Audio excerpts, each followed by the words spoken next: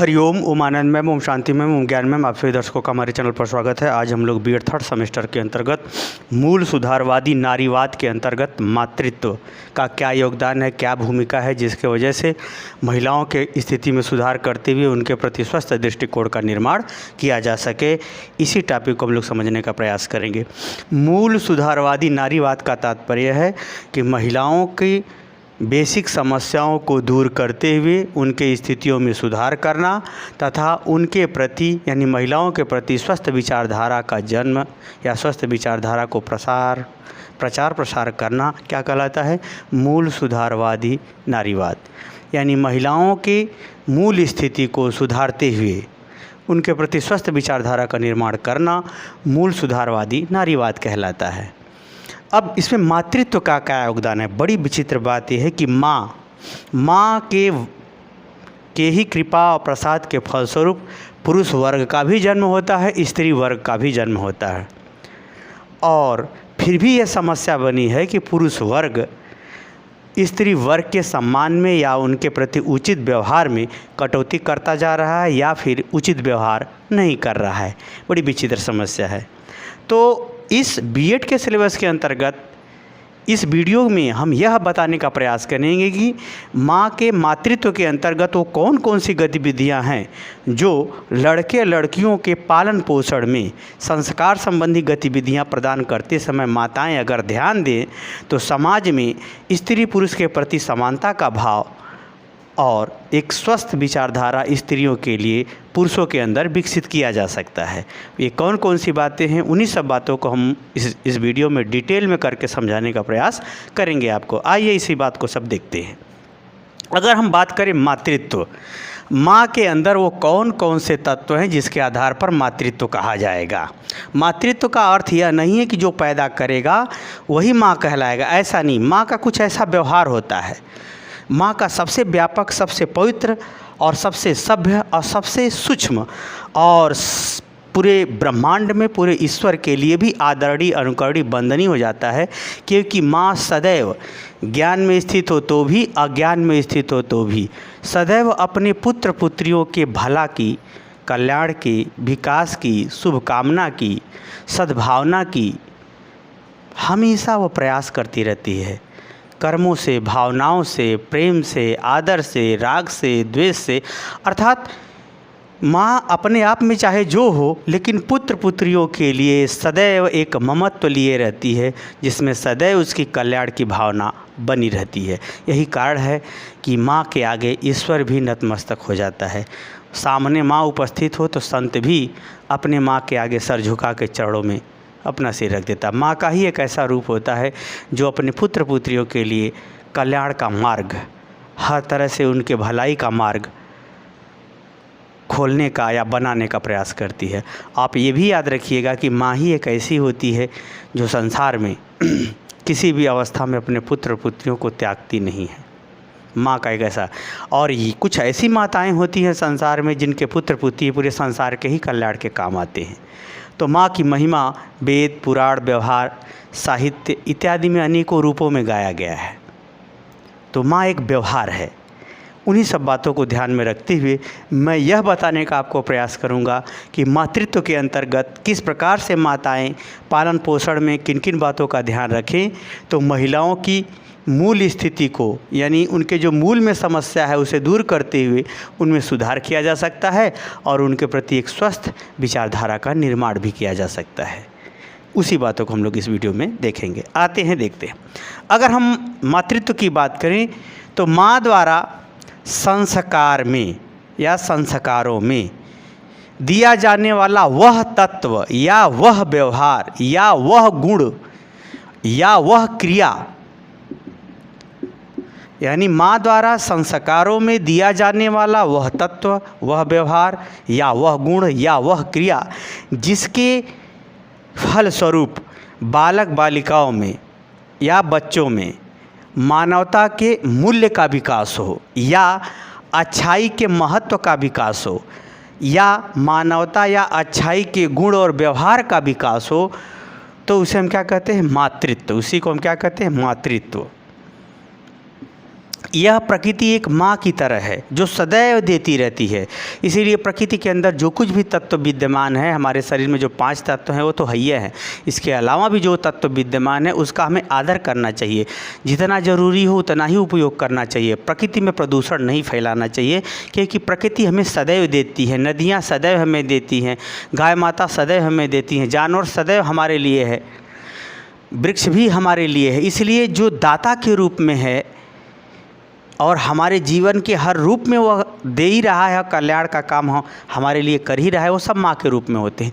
तो माँ क्या देती है? अगर हम संक्षेप में सिर्फ पुरुष वर्ग को ही ध्यान में रख करके परिभाषा दे रहा हूँ, अगर सृष्टि की बात देखें तो यह प्रकृति माँ के रूप में है जो सदैव देती रहती है। परंतु हमको टॉपिक पढ़ाना है महिलाओं को ध्यान में रखते हुए कि महिलाओं की मूल स्थिति को सुधारते हुए या उनकी जो बेसिक समस्या है, मूल समस्या है, उसे दूर करते हुए उनके स्थिति में सुधार करना और उनके प्रति स्वस्थ विचारधारा का निर्माण करने संबंधी बातों को ध्यान में रख करके मैं मातृत्व की व्याख्या करूंगा। तो आते हैं, इसको हमने फिर से देखते हैं। माँ द्वारा दिया जाने वाला वह संस्कार या माँ के द्वारा दिए जाने वाले संस्कारों में वह तत्व, वह व्यवहार, वह गुण, वह क्रिया जो मानवता के मूल्यों को जन्म दे दे या अच्छाई के महत्व को बता दे या व्यक्ति को पूर्ण रूप से अच्छाई और सत्कर्मों के प्रति प्रेरित करने की योग्यता, क्षमता, मानसिकता प्रदान कर दे, वो माताएं क्या, वो गुण, वह व्यवहार क्या कहलाता है? मातृत्व कहलाता है, क्योंकि यह माँ के द्वारा ही संचालित होता है।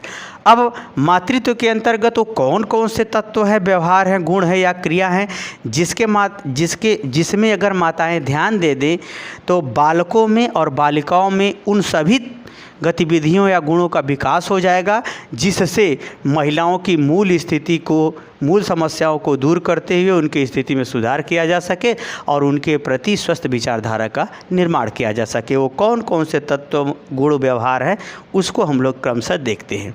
पहला है सम्मान और समानता। माता जब भी संस्कार दे, ऐसा न हो कि लड़की पैदा हो तो मुंह लटका ले, ऐसा न करे, ये गलत है। क्योंकि जब ईश्वर ही सब कुछ देता है तो लड़का दे या लड़की, दोनों में समान भावना रखे, दोनों का सम्मान करे और दोनों में समान भावना रखे। ऐसा न हो कि पिताजी आए तो बहुत आदर करे और ससुर जी घर में बैठ के खाना के लिए तरसे, ऐसा न हो। यानी एक प्रकार से पति का भी पिता होता है, पति की भी माँ होती है, चाहे कुछ भी हो। तो कहने का मतलब स्त्री के अंदर सच्चा मातृत्व तब माना जाएगा जब वह सम्मान के दृष्टिकोण से लड़के लड़कियों में, रिश्तेदारों में, संबंधों में, पति के संबंध अपने जैसे वह अपने घर सम्मान करती थी कुंवारे अवस्था में, वैसे ही शादी के बाद भी उन्हीं रिश्तों को उसी रूप में महत्व दे और समानता का भाव, विचार, व्यवहार प्रदर्शित करे, ताकि यह सब देख करके लड़के लड़कियों में एक समानता का भाव, एक दूसरे के सम्मान का भाव, एक दूसरे के आदर का भाव विकसित हो सके। दूसरा, तब क्या होगा? ये सब समस्याएं दूर करने में वो व्यवहार या सोच इत्यादि विकसित करेंगे। अगला है प्रेम एवं क्षमा। याद रखिए, प्रेम का मतलब होता है जो जितना जिसको देने की क्षमता रखता है अच्छी चीज़, वह उतना ही प्रेमी होता है, क्योंकि प्रेम का मूल्य होता है। प्रेम का मूल्य तो जो जितना बड़ा प्रेमी होता है वो उतना बड़ा त्यागी होता है। तो स्त्रियों का प्रेम का स्वरूप होना चाहिए। प्रेम का मतलब अच्छे गुण, अच्छे व्यवहार, अच्छे आदत इत्यादि को वो सदैव दूसरे को दें, तब वो सच्ची प्रेमी कही जाएंगी। ऐसा नहीं कि सिर्फ पति पत्नी का ही प्रेम होता है, प्रेम व्यापक है, प्रेम सब जगह है। प्रेम का तरीका हर परिस्थिति में, हर व्यवहार में, अगर कोई घर में वस्तु है उसका आप इज्जत और साफ़ सफाई करते हैं तो कहा जाएगा आप उस वस्तु से प्रेम करते हैं। प्रेम का नियम व्यवहार बदलता है, लेकिन प्रेम हर जगह है। तो वह प्रेम करने के तरीके, व्यवहार, भावना, कर्तव्य, स्वरूप इत्यादि को भी सिखाए और साथ में अगर कोई छोटा है या दुर्बल है या कमज़ोर है, अज्ञानी है, मूर्ख है, उसे क्षमा करे। क्योंकि अगर प्रेमी क्षमा नहीं कर पाएगा तो वह प्रेम सिखा नहीं पाएगा। अगर गुरु शिष्य से प्रेम नहीं करता है तो वो कहेगा अरे इसको ये नहीं आता, इसको ये नहीं आता, हटाओ, ये पढ़ाने लायक नहीं है। क्षमा जहाँ ख़त्म वहाँ प्रेम नहीं हो पाएगा। तो माता क्षमा भी करे और प्रेम करना भी सिखाए। अपने कर्मों से प्रेम करना, वस्त्र से प्रेम करना, संबंधों के अनुसार प्रेम करना, क्रियाओं के अनुसार प्रेम। जैसे कोई अच्छे स्वभाव का व्यक्ति है तो हर काम प्रेम से करता है, गलत स्वभाव का है तो वह कम प्रेम से करेगा या नहीं करेगा। तो प्रेम और क्षमा का गुण भी माँ बालक बालिकाओं में विकसित करे, ताकि लड़कों में भी लड़कियों के प्रति एक धर्म और नियम संबंध के अनुसार बात विचार व्यवहार प्रेम क्षमा हो, लड़कियों में भी लड़कों के प्रति संबंधों के धर्म के अनुसार प्रेम व्यवहार क्षमा इत्यादि की व्यवस्था हो। तब जा कर के यह ऐसी जनरेशन जब तैयार होगी, तब महिलाओं की मूल समस्याओं को दूर करते हुए उनके प्रति समाज में या पुरुष वर्ग में एक स्वस्थ विचारधारा को बढ़ावा देगी। आगे है सेवा एवं सहयोग। महिलाओं का भारतीय संस्कृति में तो महिलाओं का रूप ही सेवा में है। वास्तव में बिना सेवा और सहयोग का कोई अच्छा हो ही नहीं सकता है। सेवा का तरीका अलग अलग हो सकता है, क्योंकि भारतीय माताओं का भारतीय संस्कृति के अंतर्गत सेवा का क्षेत्र ज़्यादातर घर ही है। और सहयोग की अगर हम बात करें तो वह जो है सहयोग मानसिक रूप से, व्यवहारिक रूप से, जो कुछ भी अपने शारीरिक रूप से जो सहयोग करती है वो हमेशा हाथ बटाने का कार्य घरेलू स्तर पर जहाँ उनके पति की आवश्यकता पड़ती है, वहाँ अगर वो उचित समझती है तो वहाँ पर ही अपना प्रदर्शित करती हैं। तो सेवा और सहयोग, सेवा करना अलग बात होती है, सेवा के महत्व को सिखाना और उस पर चला देना अलग बात होती है।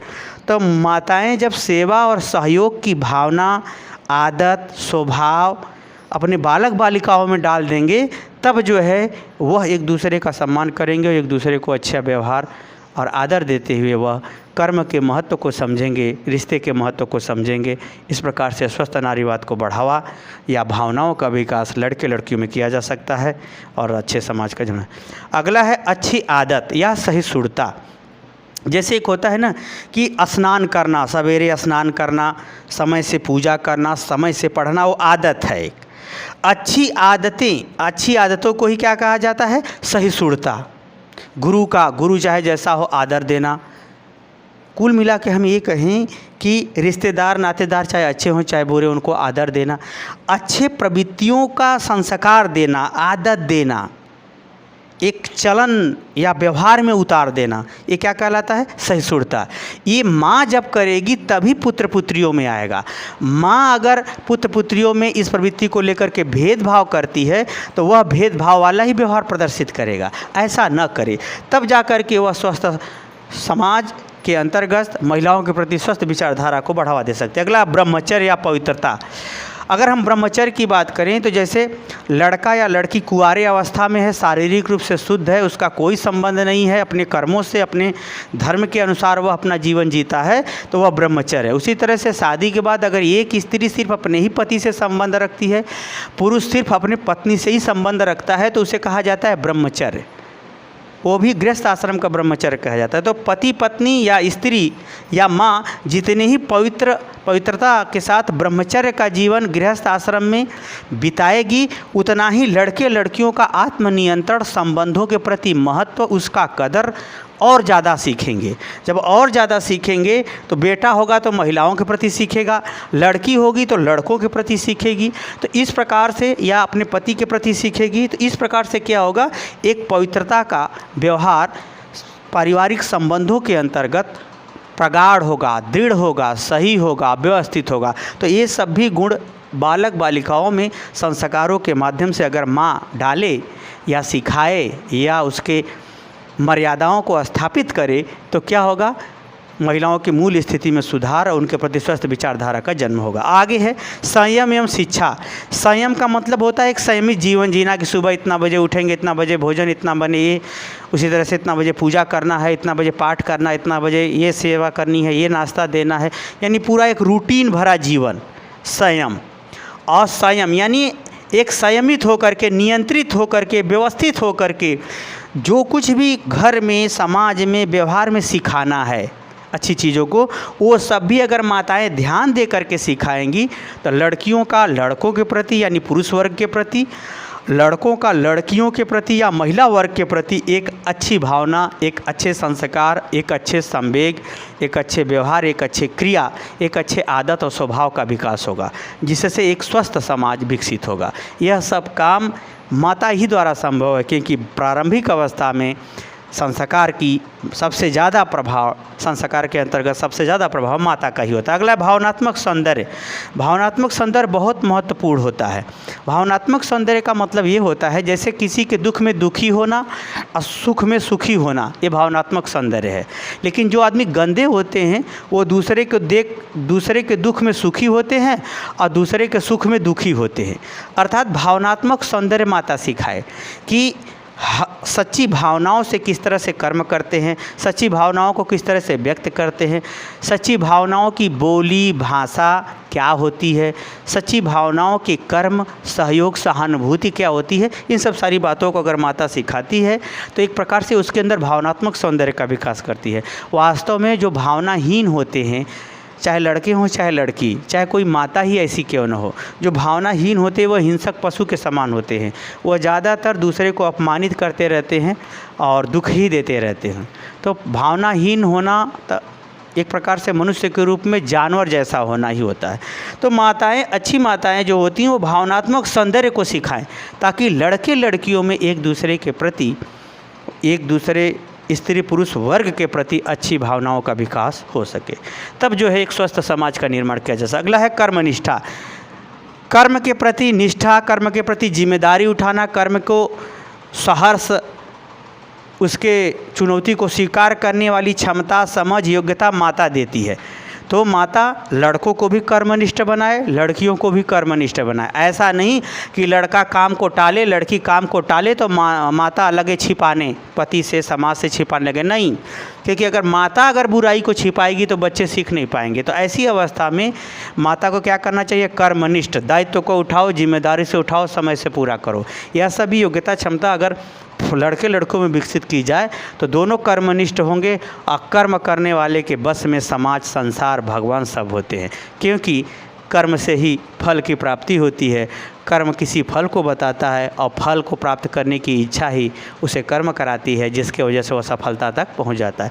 तो दोनों में एक स्वस्थ विचारधारा, एक आत्मनिर्भरता की भावना का विकास होगा, जिससे महिलाओं के अंदर भी स्वयं से महिलाओं की स्थिति सुधारने के लिए एक प्रेरणा, जागृति होगी और पुरुषों में भी महिलाओं के प्रति स्वस्थ व्यवहार करने का संदेश जाएगा। अगला है सभ्यता। सभ्यता के अंतर्गत 3 चीज़ें ली जाती हैं। बोली, कैसे वो बोल रहा है, उसमें कैसे शब्द का प्रयोग कर रहा है और उसका रूप कैसा है। माता अगर सभ्यता का रूप, सभ्यता की बोली और सभ्यता का भाषा सिखाती है कि जैसे पिता के सामने कैसे खड़े होना है, कैसे बात करना है, भाई के सामने कैसे बात करना है, छोटे लोगों के, बड़े लोगों, रिश्तेदार, नातेदार, पर्व, समाज, तो उसमें क्या बोली, क्या भाषा, क्या रंग रूप हो जो उचित परिस्थिति का द्योतक हो, प्रतिबिंब हो, आवश्यक हो। तो उन बातों को अगर माता सिखाती है तो एक प्रकार से क्या होगा? सभ्य समाज, आदरपूर्ण समाज, एक प्रकार से एक दूसरे की सहानुभूति और सहयोगपूर्ण समाज का निर्माण घर में भी और समाज में भी किया जा सकता है। तो ये सब बातें अगर माता सिखा दे तो निश्चित रूप से महिलाओं के प्रति जो मूल समस्या है उसे दूर करते हुए उनकी स्थिति में सुधार किया जा सकता है और उनके प्रति एक स्वस्थ विचारधारा का निर्माण करना आसान हो जाता है। आगे धर्म एवं संघर्ष। धर्म क्या करता है? अच्छे कर्म की व्याख्या करता है। धर्म क्या करता है? अच्छे कर्म की व्याख्या करता है। हर व्यक्ति प्रत्येक क्षण कुछ न कुछ कर्म करता ही है। तो धर्म क्या बताता है? किस क्षण हम कैसे कर्म करें कि हमारी उन्नति प्रगति हो और कभी पतन न हो। तो धर्म अच्छे कर्म की व्याख्या करता है। निश्चित रूप से जब आप अच्छे बनेंगे, अच्छे कर्म करेंगे तो विपरीत शक्तियाँ या गलत लोग, गलत व्यवहार वो आपको डिस्टर्ब करेंगे। तो ऐसे परिस्थिति में वह भागे न, बल्कि उससे संघर्ष करके सफलता तक पहुंचने का वह प्रयास करे। कुल मिला के धर्म के अनुसार यानी उचित कर्म के अनुसार बालक बालिकाओं में संघर्ष की भावना भरे। ऐसा न हो कि एक जगह स्त्री अपमानित हो गई तो वह समाज में या अपने मान सम्मान, स्वाभिमान या जीविकोपार्जन के लिए काम ही करना छोड़ दे। ऐसा नहीं, क्योंकि धर्म में अगर संघर्ष आप करेंगे तो आज नहीं तो कल सफलता ज़रूर मिल जाएगी। तो ये सभी योग्यता क्षमता का विकास करना, एक प्रकार से अगर देखा जाए तो माँ ही प्रारंभ करती है, क्योंकि माता को घर में ही अनेक धर्मों का निर्वहन भी करना पड़ता है और अपने कर्तव्यों का पालन भी करना पड़ता है। इसलिए जो घर को संभाल लिया और धर्म की सूक्ष्मता और व्यापकता को समझ लिया, वह देश और समाज को भी संभाल लेता है। याद रखिए, तो ये सब जो हैं धर्म और संघर्ष की प्रेरणा अपने विभिन्न घर के गतिविधियों के माध्यम से लड़के लड़कियों में सिखाते रहे। तो एक प्रकार से दोनों के प्रति स्वस्थ विचारधारा का निर्माण। अगला है समाज एवं सेवा।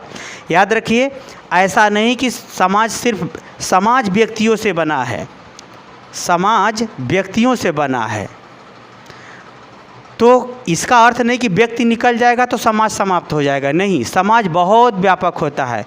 उसी समाज में व्यक्ति का उदय और विकास, अंत तीनों होता है। तो इसका अर्थ है कि समाज बहुत व्यापक होता है।